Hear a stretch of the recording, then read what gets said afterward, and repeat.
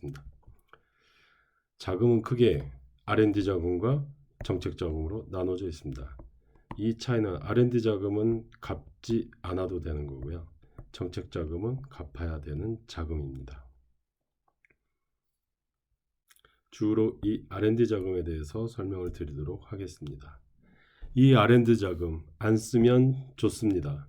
그러나 쓰지 않을 수 없다면 쓰는 것도 기업을 하는 전략이라고 생각을 합니다. 안 쓰고 내 돈으로 하거나 또는 VC로부터 투자를 받아서 하면 가장 좋습니다. 하지만 VC로부터 투자를 받는 기업은 100개 중에 1개 정도 기업입니다. 실제로 많지 않습니다. 정부에서 투자 자금이 많이 풀린다고 하지만 어느 정도 패턴이 정해져 있어서 많은 기업들이 혜택을 보지 못합니다. 그렇다고 사업을 안 하느냐, 꼭 해야 된다면 정부 R&D 자금을 활용하는 것도 방법입니다. 기업의 라이프 사이클과 활용 가능한 지원 사업을 보도록 하겠습니다. 설립하고 자금을 모으고 제품을 개발하고 판매된 제품을 만들어진 제품을 마케팅하고 판매하고 해외로 진출할 수도 있고 안 할 수도 있고요. 기업을 운영하고 폐업을 하거나 매각을 하거나 그 다음에 다시 또 한번 창업하거나 이 전 과정에 대해서 정부에서 지원 가능한 사업들이 있습니다. 이런 관점으로 보시고 우리 기업에 필요한 지원 자금이 어떤 것이 있는지 알아보시면 편할 것입니다. 모든 과정에 모든 지원 사업이 있겠구나 하면서 알아보면 의외로 많이 있습니다. 각 정부 부서별로 정책 자금이 있는데요. 과학기술정보통신부가 있고 중소벤처기업부가 있고 문화체육관광부가 있습니다. 이렇게 각 부서가 있고 만약에 중소벤처기업부라고 하면 중소벤처기업부에서 직접 R&D 자금을 수행하지는 않습니다. 창업진흥원, 중소기업기술정보진흥원, 소상공인진흥공단 이런 곳들을 통해서 진행을 하고요. 문화체육관광부 같은 경우도 콘텐츠진흥원, 한국문화예술진흥원, 한국관광공사, 경기콘텐츠진흥원 여러 진흥원들이 있습니다. 이런 곳들을 통해서 합니다. 자기 기업이 농림축산 분야다 하면 그 밑에 산하 기관들을 찾아서 그쪽에 가서 R&D 자금을 찾아봐야 됩니다.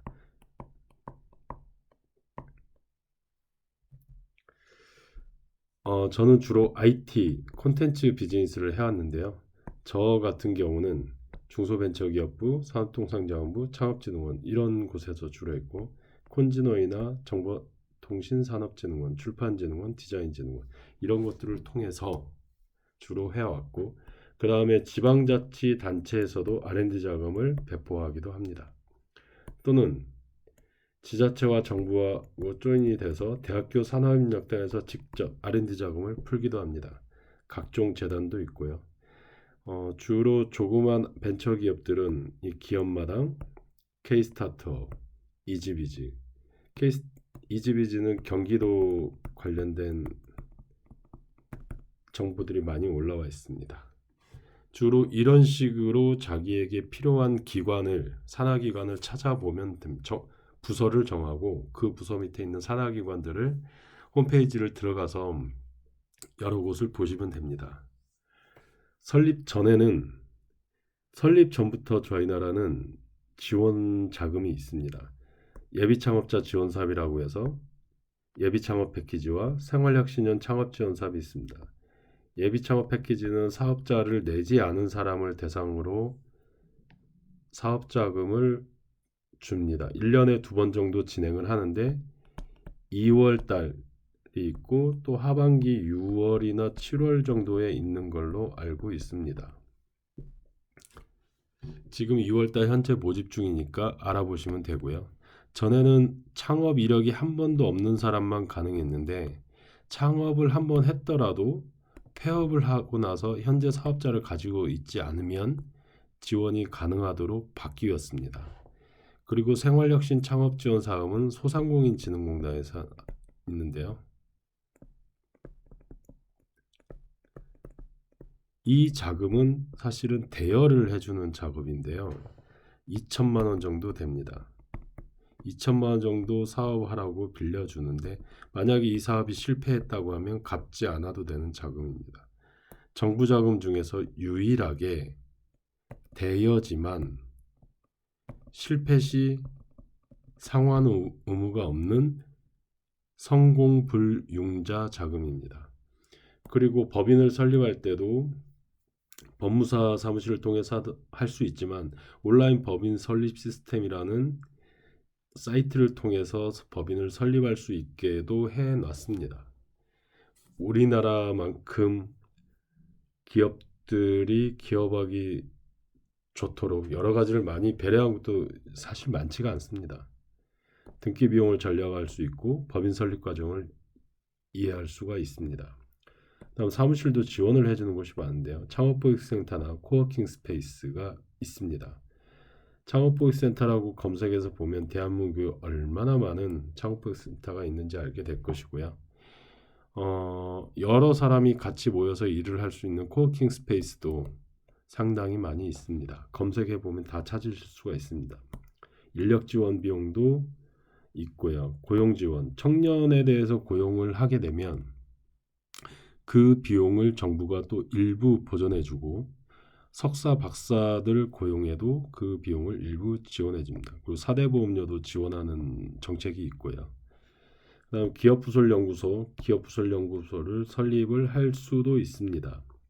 이 기업부설연구소가 설립되면 나중에 세금에 대해서 혜택을 보실 수가 있습니다. 그리고 기업을 설립하고 나서 설립 전에는 예비 창업 패키지 사업이 있고요. 설립하고 나서는 초기 창업 패키지라는 사업이 있습니다. 이 대부분의 사업은 K-스타트 go.kr에서 확인해 보실 수 있을 것입니다. 그 다음은 자금은 융자 자금인데요.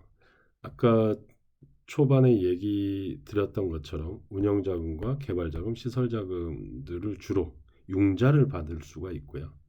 이거는 갚아야 되는 돈이죠. 중소기업진흥공단, 기술보증기금, 신용보증기금, 소상공인진흥공단, 은행, 벤처캐피탈들이 있고요. 이쪽은 은행은 보증이나 담보가 있어야 되고요. 벤처캐피탈은 말처럼 사실은 쉽지가 않습니다. 그래도 시도가 가능하신 분들은 시도를 해보시기 바랍니다. 그 다음에 기술보증기금이나 중진공이나 벤처캐피탈에서 자금을 받게 되면 벤처기업 인증을 받으실 수가 있습니다. 각종 세제 혜택과 정부 지원 자금 R&D 과제 수행할 때 가점이 되기 때문에 벤처기업 인증은 꼭 받는 것이 필요합니다. 그 다음에 제품을 개발할 때 시장조사 비용을 시장을 조사하는 비용도 지원하는 게 있고요. 시제품 개발할 때 이 자금을 가장 많이 투여하고 이 자금을 주로 R&D 자금이라고 합니다.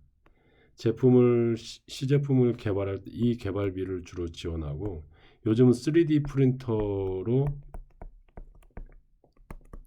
시제품을 제작해 볼 수 있도록 지원하는 것도 많이 있습니다. 그다음에 디자인도 지원을 하기도 하고요. 특허를 출원하고 상표를 출원하는 비용을 지원하기도 합니다. IP 디딤돌이라는 그런 사업들이 있습니다. 생산 비용은 생산 설비를 지원하기도 하는데 이 양산 단계는 많이 지원하지는 않습니다. 극히 일부만 지원이 되고요.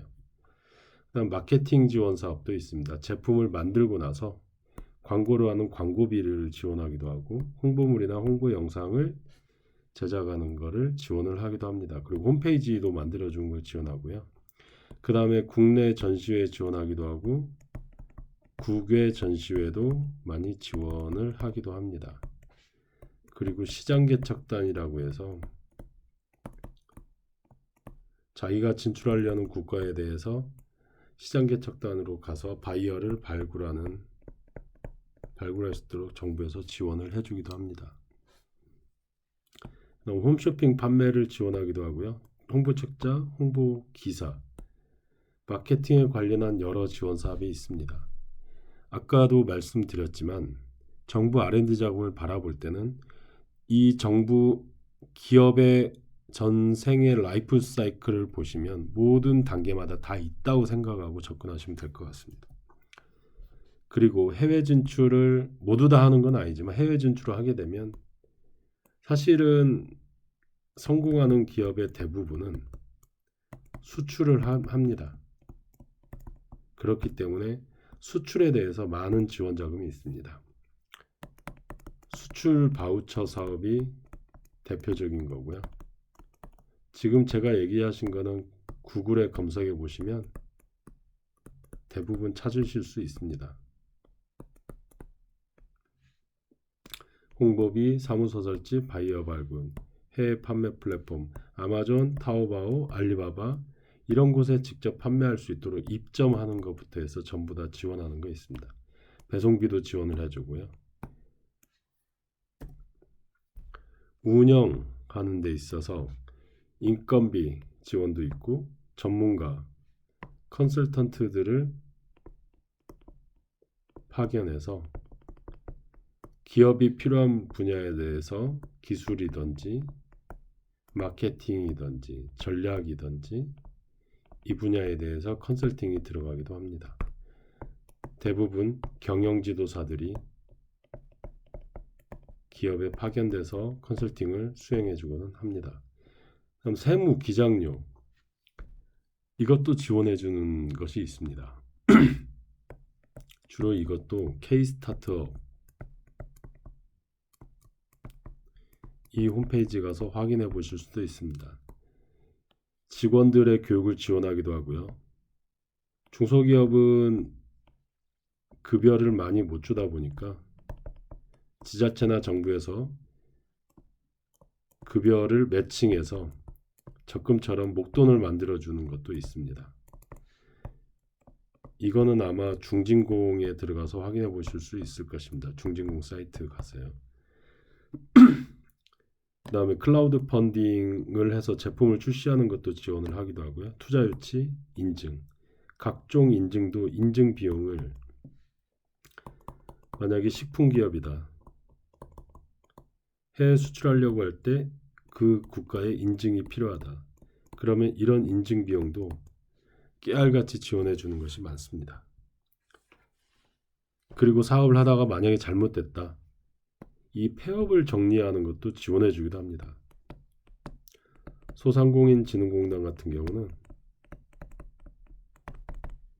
200만 원까지 지원을 해주는 것도 있습니다. 실패가 끝이 아니라는 거죠. 실패해도 다시 재기할 수 있도록 해주는 것이 국가의 일이라고 의무라고 생각하는 것 같습니다. 폐업의 방법은 바로 법인 같은 경우 개인 사업자는 바로 폐업을 하면 되고요. 법인 같은 경우는 청산하는 과정을 거쳐야 되고 청산을 안 하게 되면 5년 후에 법인은 놔두면 자동 청산이 됩니다. 물론 세무서에 가서 폐업 신고는 하면 됩니다. 세무서에서 폐업 신고를 하고 나서 5년 후에 자동 청산이 된다는 이야기입니다. 그리고 폐업을 한 후에 다시 한번 내가 사업을 하고 싶다. 그런 경우에는 재창업 자금을 중진공을 통해서 받으실 수가 있고요. 제도전 패키지 지원 사업을 통해서 R&D 자금을 받을 수 있습니다. 이건 대여고 빌려주는 거고요. 이건 대여가 아닙니다. 갚지 않아도 되는 돈입니다. 그리고 세컨 찬스 사업이라고 해서 이것도 제도전 패키지도 세컨 찬스지만 콘텐츠진흥원 같은 곳에서도 이건 이제 창업진흥원에서 진행을 했었고요. 세컨 찬스 사업이 생기고 있습니다. 이런 이유가 기업이 성공하기 위해서는 몇 번의 실패와 몇 번의 창업의 과정을 순환적으로 거친 기업들이 결국은 몇 번의 과정을 통해서 성공한다는 통계 데이터들 때문에 정부가 재창업하는 기업에 대해서도 지원을 많이 해주고 있습니다. 지금까지 기업의 생애 주기와 정부 지원 R&D 자금에 대해서 설명을 드렸습니다. 다시 한번 말씀드리자면 기업의 전 과정에 대해서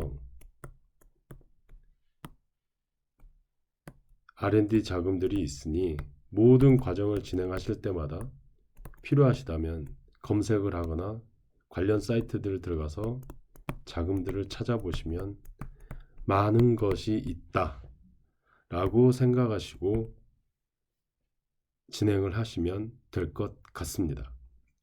만약에 필요하시다면 저에게 문의 주셔도 됩니다. 이상입니다.